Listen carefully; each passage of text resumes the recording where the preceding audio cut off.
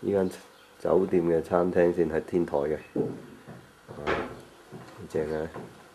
就有啲圖畫嘅。然後咧睇下風景先，然後睇下風景，哇！這邊幾靚。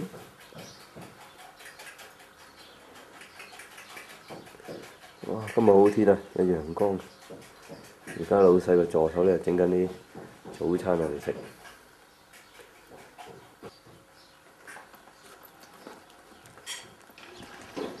啊！呢度係酒店天台，亦都係個餐廳嘅出邊啦。呢度就 Goreme 啦，周圍已經根本就係奇石嚟啦，衝嗰啲奇石。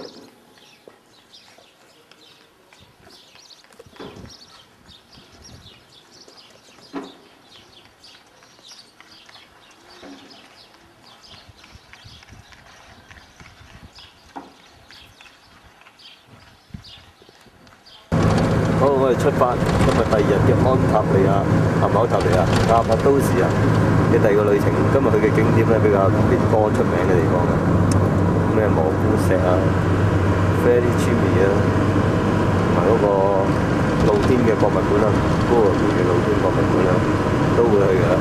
睇下而家周圍已經有啲奇石喺度啦。加帕多加港有一個好特別嘅地方。另外提一提，我哋住嗰間旅店咧，值得介紹下嘅一個老細。其實幾好嘅，有啲性格咁樣，又唔會收，雖然話特別平俾你，但係就即係起碼唔會呃你嗰種，同埋嗰個位置好好，個風景好靚，你見到。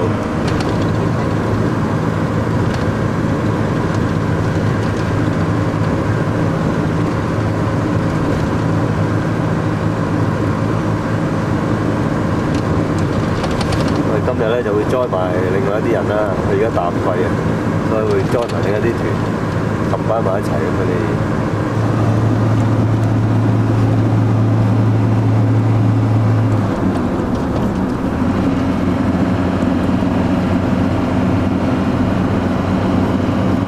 好啦，我哋而家咧俾人賣豬仔賣咗，冚返埋其他嘅人啦。我開始喺呢個應該係濟爾維肖呢個地區嗰度開始睇嘢先，跟住個導遊係咁行去。而家有個人咧，佢好似頭先響可能爬上嗰個山洞睇個住宅，呢度啱你一字，我哋練一練身手啊！Places mainly carved at that high because of security. At that time, in ancient time, the people living here, they always had to consider the danger. If you carve your house on that level, it will be easy for you to defend it. Okay, if someone tries that, you can kick them out. This was the main reason. Around this rock, we have got lots of holes like this as well. I mean, how we know there's no tourism? I have never climbed. It's really easy to climb up, but the problem is not climbing down. Okay, there was one guide as well here last summer. He was doing same tour like I do here, and the people asked him if he could climb up, and he said, "I am the guide, I'm Superman, and I know everything, everywhere, every people." And then he climbed up. I mean, it was not problem for him to climb up. When he climbed up. 睇下呢度好多奇形怪狀嘅石頭。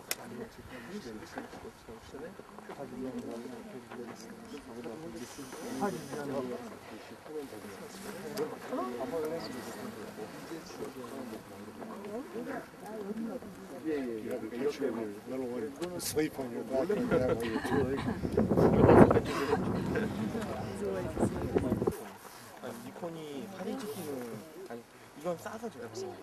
그 다음 이게 950이거든요.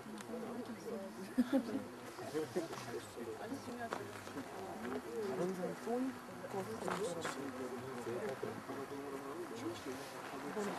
呢個就係我哋個導遊啊，今日嗰個啲特別嘅花，好奇怪。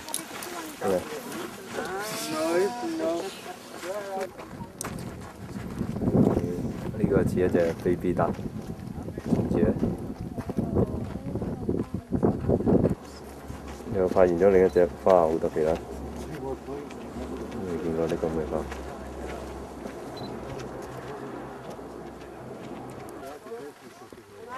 我哋呢度真係就以為戶外博物館啦。嗱，呢個就係出名嘅愛人谷駱駝石。哇，仲有啲日本人嚟嘅又。 Above the traffic 嗱 sign, 呢個咧 mushroom. 就似阿拿破崙嘅 Or 帽啦。 here we have mushroom. If you look at that, you see so the temple.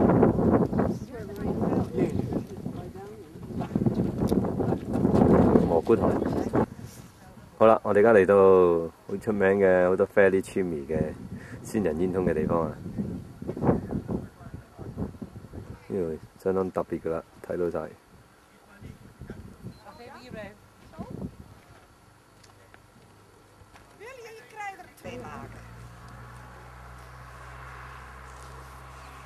啲仙人煙囪下低咧有得住嘅，聽講以前有啲僧侶咧都喺呢山窿裏邊住過，裏邊有一間教堂嚟嘅。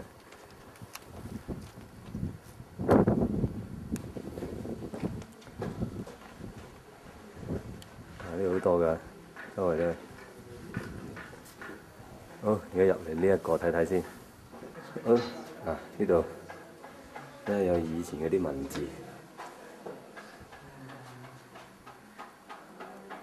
呢個山窿，呢個，哇！呢教堂嚟嘅，呢啲壁畫，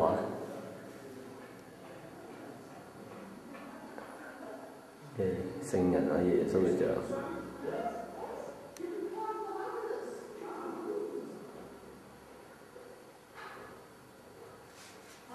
呢壁畫。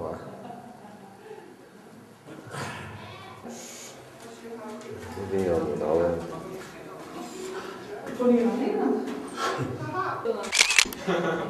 呢個就係一個仙人煙囪裏邊摸出嚟另一個仙人煙囪。阿虎，你睇下啦，嗱，呢個外國人孭埋個 BB 仔，可能2歲到，帶嚟我哋呢個土耳其，係呢個仙人煙囪。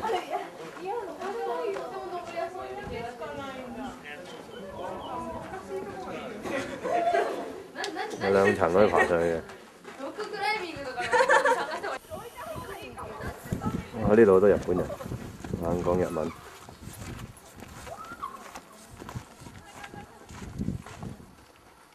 睇睇呢隻爛殼蝸牛啊，似唔似啊？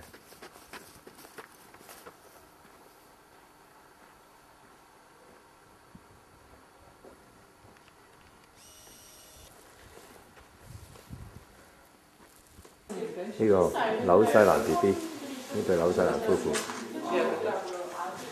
我哋就呢間叫做Handsy Restaurant 食晏晝嘅，就呢個團包埋㗎啦。間嘢都幾靚嘅。咁啊，識咗2個喺加拿大嚟嘅太太咧，其中一個就話幫好多香港學生或者世界各地學生去加拿大讀書嘅負責。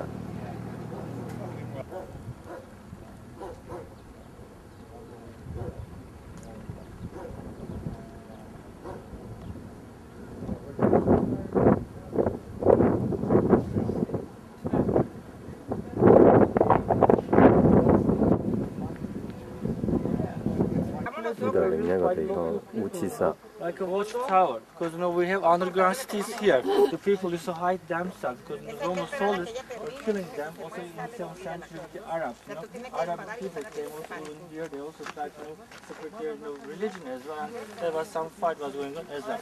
And at that time, this kind of places were used as a watchtower because these are the highest places. Those three was important. Those three see each other. And when people stay there, when they see someone approaching to you, they do make a fire. It was a kind of signal.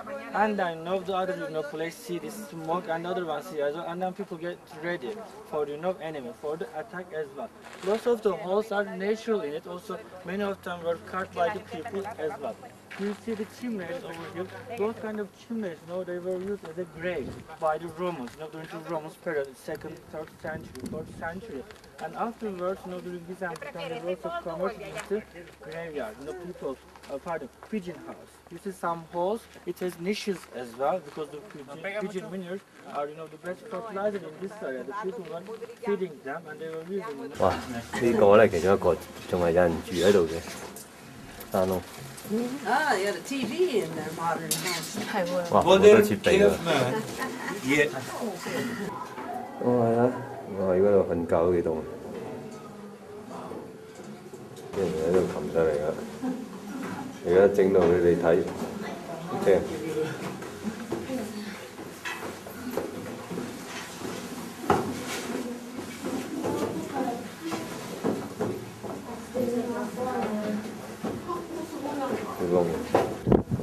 而家喺我哋洞穴嗰度望翻出去另一啲洞穴嘅地方。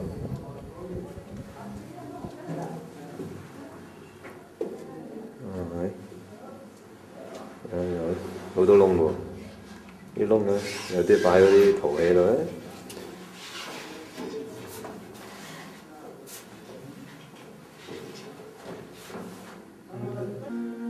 呢個洞穴嘅第一層啊，咁就睇多次。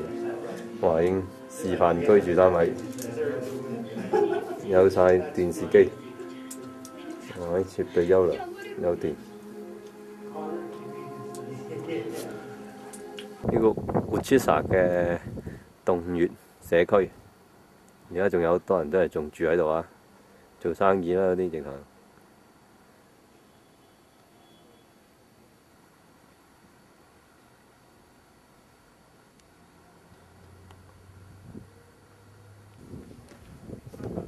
你睇呢個有咁多層。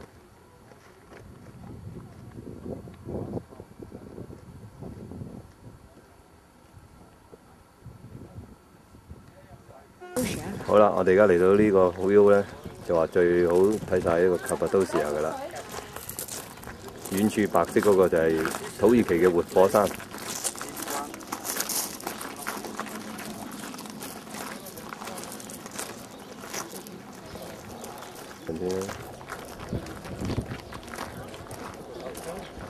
練習就得啦。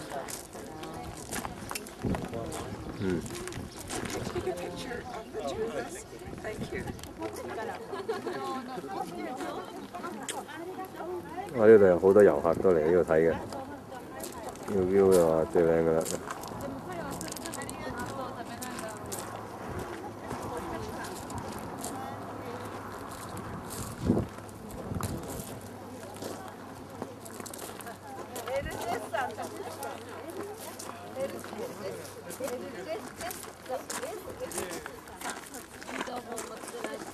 好啦，我哋而家就嚟到呢個 Goreme Open Air Museum 啦，公開露天博物館咧，有好多基督徒嗰陣時嘅壁畫、教堂。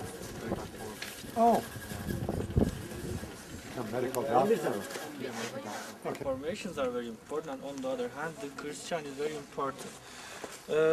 This area is called Goreme Park. It also have many places. On the other side of the rock, you see there's churches as well. On the other side of the valley as well, all this area is considered to be Goreme Park. Most of the time we bring the people here because the most beautiful frescoes are in those churches. Okay. The Christianity, it's said that there's 360 churches were established in this area. 360 churches is quite a big number for the area. It's just 4,000 square kilometers. We definitely have some reason, for those people.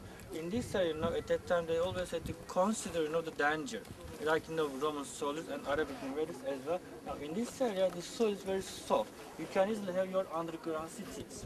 You can easily hide yourself. The metal is very soft. And on the other hand, we have lots of valleys which are really close to each other. They do make tunnels. And if the enemy attacked them, the enemy had to climb over the hill. And the people, if the passage where it is, and just take the shortcut, you can easily run away. Okay, this was the main reason. In the area, you can easily hide yourself. It's so bumpy, as you see. Okay, this is the main reason why the Christians, most they were concentrated around here. Now the Christianity, starts here with Saint Basil. Do you know who he was? Basileus. Saint Basil. He's the Bible that you can read about him. Saint Basil was born in the 4th century in Kayseri. In Kayseri, it's a big town by the mountain. The old name is called Caesarea. The Bible is called as Caesarea. In the 4th century, he was born there, and he went to Athens. He went to Constantinople, as it was the capital city of the Byzantine Empire, and he got trained about the Christianity. He didn't want to become a high priest in that point in Athens, and he wanted to come back to his fatherland to teach the Christianity to the people. And before his coming, we also have lots of Christians here, but they were all living separately. He thought that if they come together, it will be easier for yourself to defend themselves. Okay, he organized them. After his coming, we see lots of monasteries were established here.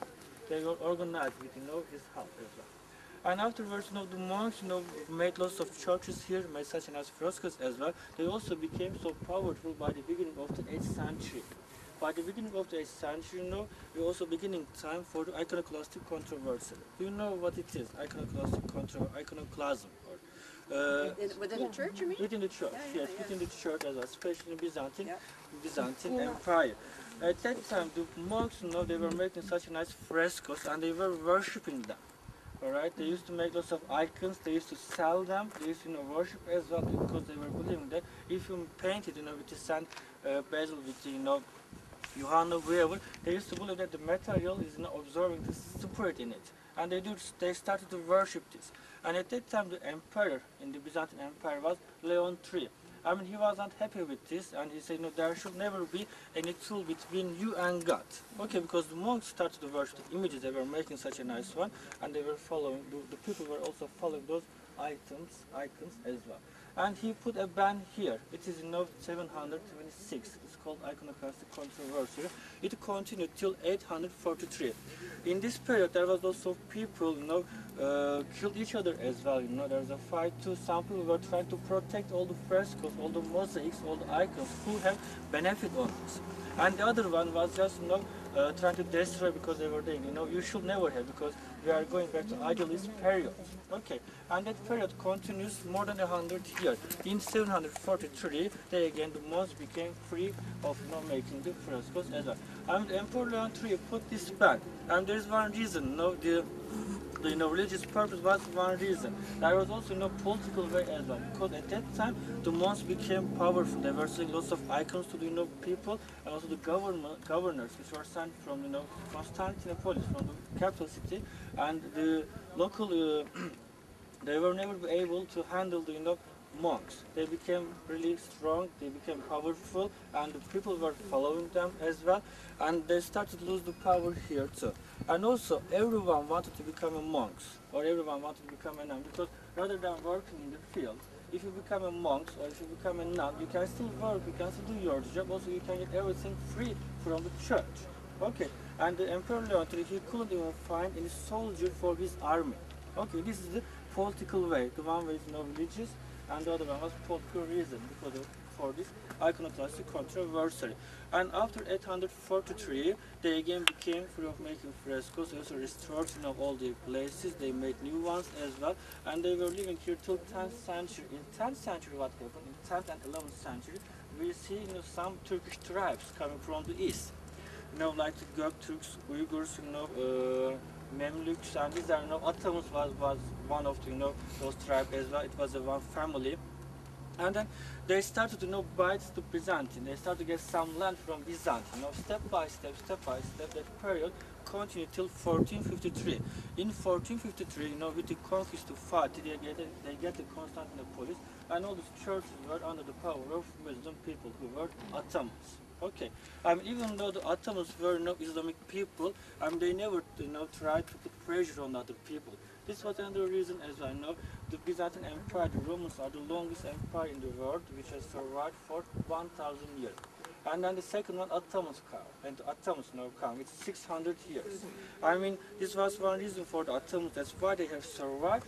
That's a long time, because they never changed the culture of the people. They said, if you are Jewish, you can go your synagogue. If you are Christian, you can go your church. If you are Buddhist, you can go your temple. And again, even though it was an Ottoman country after 1453, and still we saw the churches in this area are active. Okay, they are still staying here, they are still worshipping, and they are still making the churches new ones, they are still restoring their place as well. We still see lots of Greek here, lots of Christian people here, they use their churches. Until 1924, after the establishing of the Turkish Republic, in 1924 we swapped the population with the Greeks.